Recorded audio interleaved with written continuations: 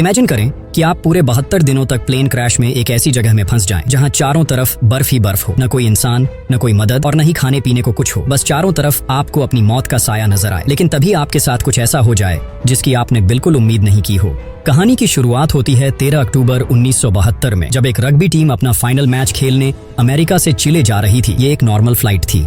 वो सभी बहुत खुश थे क्योंकि इनमें से कई लोग पहली बार प्लेन में सफर कर रहे थे और ये सभी पहली बार अपनी कंट्री से बाहर किसी दूसरी कंट्री जा रहे थे। कुछ प्लेयर्स के साथ उनकी फैमिली मेंबर्स भी थे जो अपने बच्चों को सपोर्ट करने के लिए उनके साथ जा रहे थे। प्लेन के टेक ऑफ करने के बाद जब वो एंडीज माउंटेन से होकर चिले की तरफ बढ़ने लगा, उस वक्त तक सब कुछ नॉर्मल चल रहा था। वो सभी बहुत खुश थे और विंडो सीट से बर्फीले पहाड़ों का नजारा देख रहे थे। लेकिन उन्हें पता नहीं था कि कुछ मिनट बाद उनके साथ कुछ ऐसा होने वाला है जिसके बारे में सोचने से भी डर लगता है। तभी अचानक मौसम खराब हो जाता है और एक बहुत ही तेज बर्फ का तूफान आ जाता है जिससे जहाज तेजी से झटके खाने लगता है। अंदर बैठे एक पैसेंजर ने बताया कि जब कोई प्लेन पहाड़ों के ऊपर से गुजरता है तो प्लेन में टर्बुलेंस होता है, यानी ये कोई खतरे की बात नहीं है। लेकिन जैसे जैसे ये प्लेन आगे बढ़ रहा था, इसका टर्बुलेंस भी बढ़ता जा रहा था। जहाज अब और तेजी से झटके खाने लगा। प्लेन के अंदर मौजूद सारा सामान इधर उधर गिरने लगा। लोगों के बीच हलचल मच गई। पायलट्स इस प्लेन को संभालने की कोशिश कर रहे थे और अब जहाज कंट्रोल से बाहर हो गया था। इससे पहले कि वो कुछ कर पाते, ये प्लेन एक पहाड़ से जा टकराता है और दो हिस्सों में अलग हो जाता है। एक खिलाड़ी तो प्लेन के पिछले पार्ट के साथ ही उड़ जाता है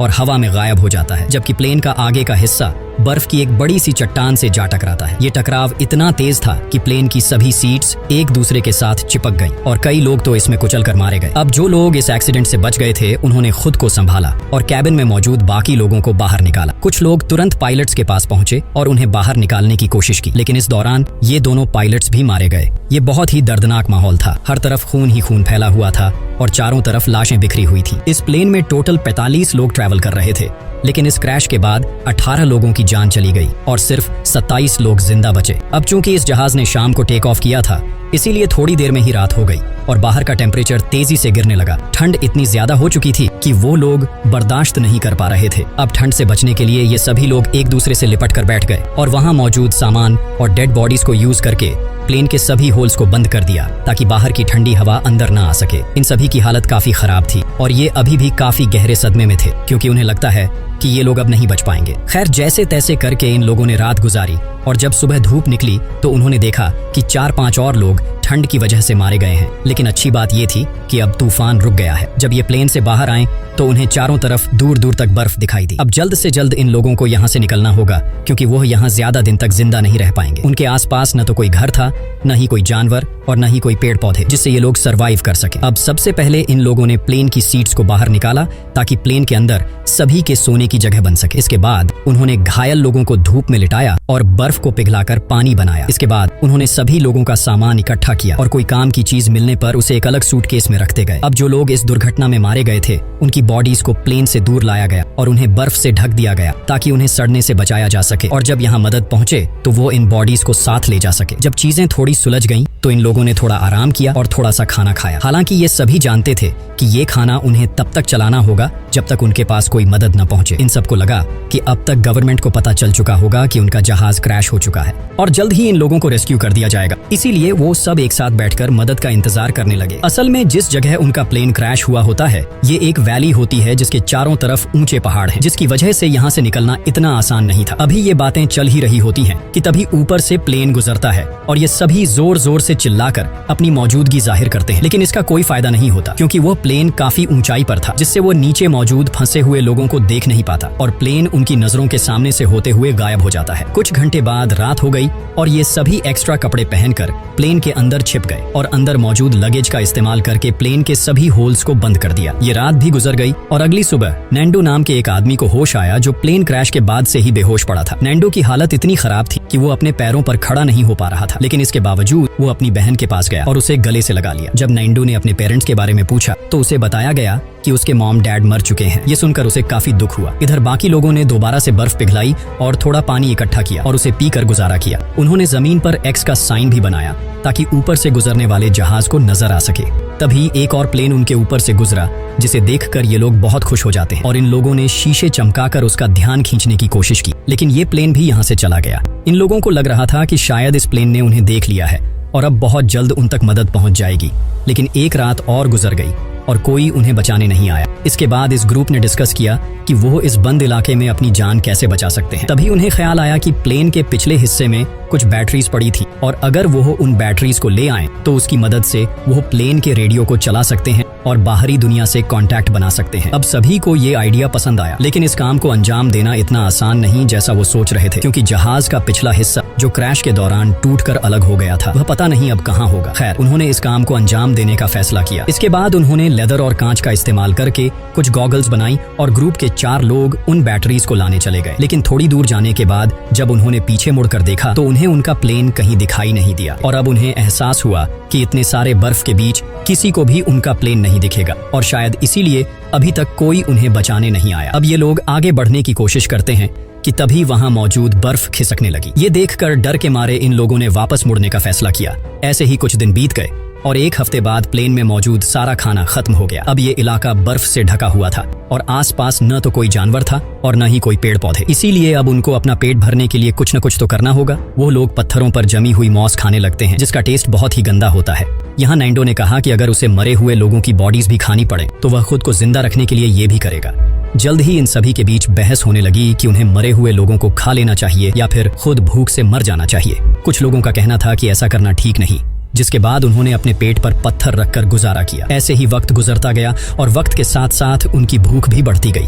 हाल ये था कि ये सभी अपने जूतों की लेस और सिगरेट तक खाने पर मजबूर हो गए, लेकिन इसके बावजूद भी उनकी भूख नहीं मिटी।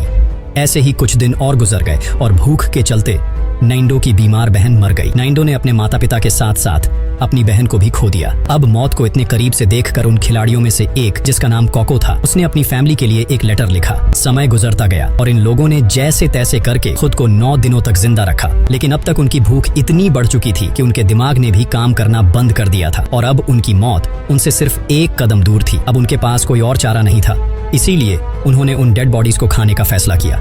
सबसे पहले 4 लोग प्लेन से बाहर गए और लाशों को काट कर खाने लगे। उन लोगों को खाता देख कुछ और लोगों ने भी अपना मन बदल दिया। वो भी उनके पास गए अपना पेट भरने के लिए, लेकिन इसके बावजूद भी 5 लोग ऐसे थे जिन्हें अपनी मौत तक मंजूर थी, पर किसी दूसरे इंसान को खाना ठीक नहीं समझा। अगले दिन से ये लाशों को दूर ले जाकर काटने लगे ताकि उन 5 लोगों को कोई भी तकलीफ न हो। इसी दौरान उन्हें बर्फ में दबा एक सूटकेस मिला, जिसके अंदर से एक रेडियो निकला। रेडियो को ऑन करने के बाद उन्हें पता चलता है कि इसमें सिग्नल नहीं है, जिसके लिए उन लोगों ने चीजों को जोड़कर एक एंटीना बनाया और उस रेडियो पर उन्होंने एक न्यूज सुनी। यहाँ उन्हें ये बात पता लगी कि सरकार ने उनके खोज में कई रेस्क्यू ऑपरेशंस चलाए थे और 66 के करीब हवाई जहाजों को उनकी तलाश में भेजा था। लेकिन इतनी कोशिशों के बावजूद जब उन लोगों का कोई अता पता नहीं चल सका तो सरकार ने उन्हें मरा हुआ डिक्लेयर कर दिया। इसीलिए अब गवर्नमेंट ने उन लोगों को ढूंढना बंद कर दिया है। अब ये खबर सुनकर ग्रुप के सभी लोगों की हिम्मत टूट गई और उनके जिंदा बचे रहने की सारी उम्मीद मिट्टी में मिल गई। अब उन बचे हुए 5 लोग जिन्होंने डेड बॉडीज को खाने से इनकार कर दिया था, उनमें से 4 लोगों ने भी मांस को खा लिया, क्योंकि वो जान चुके थे कि यहाँ उनकी कोई मदद करने नहीं आएगा। अब उन्हें खुद कुछ करना होगा। यहाँ ग्रुप के 3 लोगों ने दोबारा से जहाज के पिछले हिस्से को ढूंढकर उसमें लगी बैटरियों को लाने का फैसला किया, ताकि वह उसका इस्तेमाल करके बाहरी दुनिया से कॉन्टैक्ट बना सकें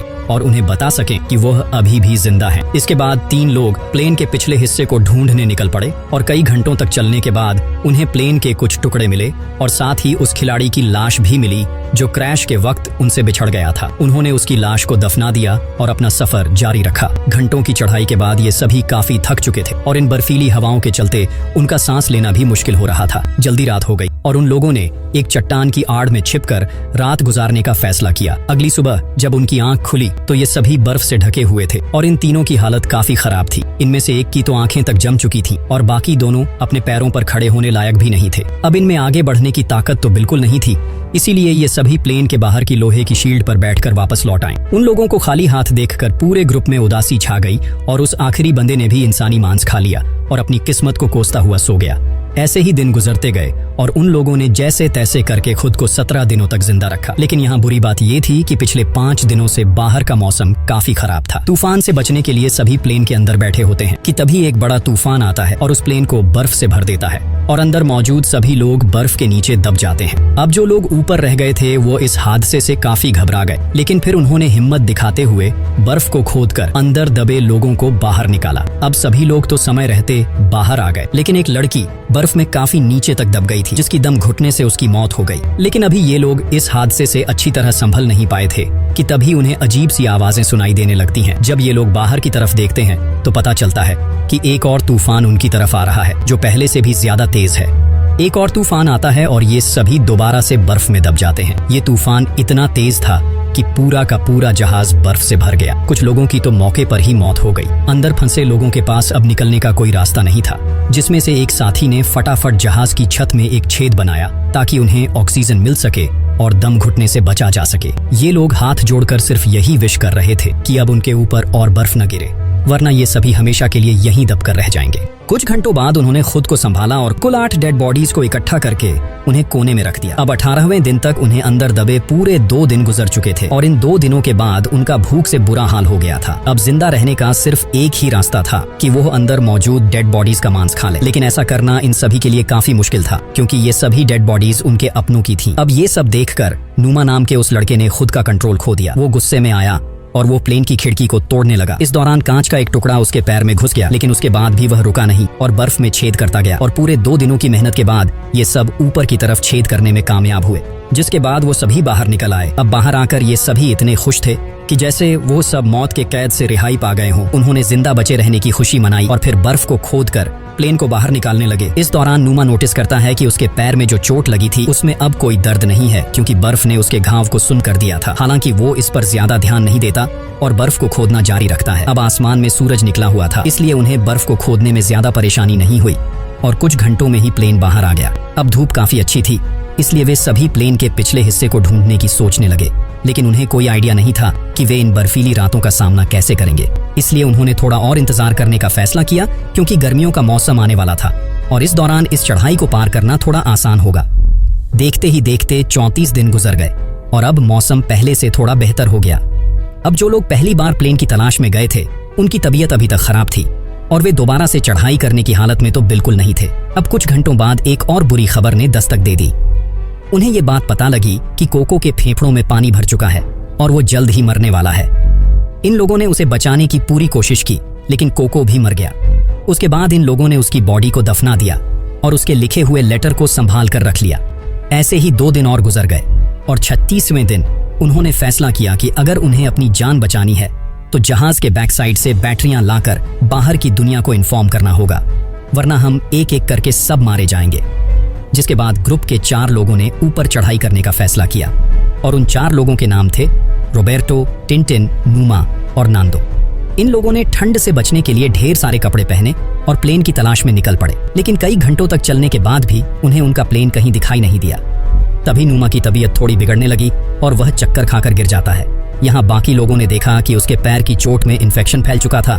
वे सब तय करते हैं कि वापस नुमा को नीचे ले जाएंगे, लेकिन नुमा ने मना कर दिया। उसने अकेले ही नीचे जाने का फैसला किया और बाकी लोगों से आगे बढ़ने को कहा। अब नुमा प्लेन के पास तो लौट आया, लेकिन उसकी हालत इतनी खराब थी कि वह यहाँ पहुँचते ही बेहोश हो गया। थोड़ी देर बाद जब उसे होश आया तो उसने देखा कि उसके साथी प्लेन से बर्फ हटाने की कोशिश कर रहे थे।